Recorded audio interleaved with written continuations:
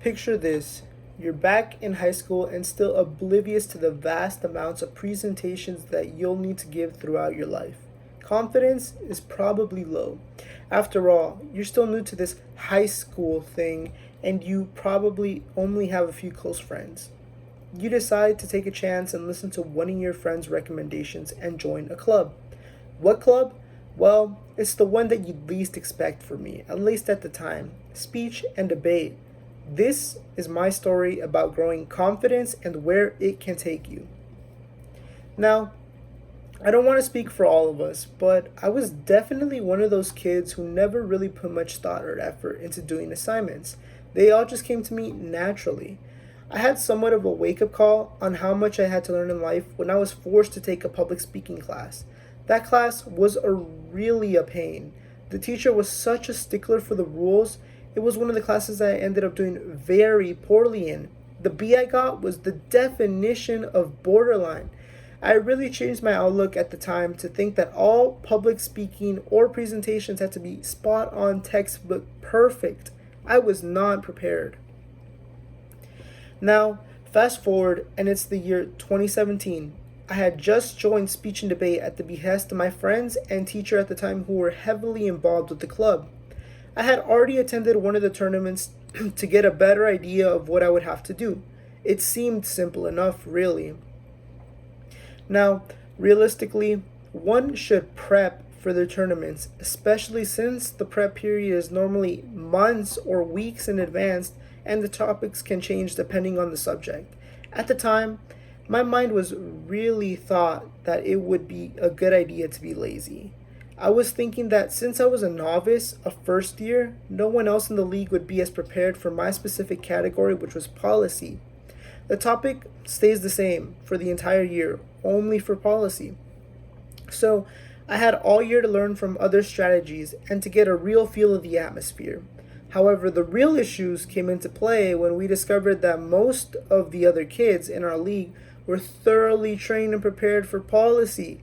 This might have been due to the fact that policy was the only debate style that was college leveled and that colleges actually practice. It was definitely serious business to them. Luckily, my partner, on the other hand, really put into the effort and studied the formula of debate, which was actually complicated for no reason. At first glance, it would seem that we were destined to do poorly, since we all know that only one person can only go so far to carry the other. Now, at the tournament, I was super nervous, mentally preparing to disappoint my teammate and embarrass myself by speaking nonsense.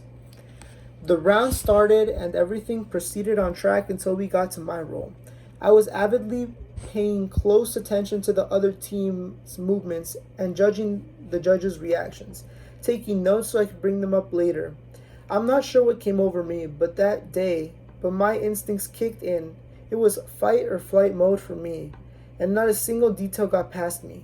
I brought up all the points I found during the arguments, questioning sources, their validity, anything that seemed off place, especially to the judge.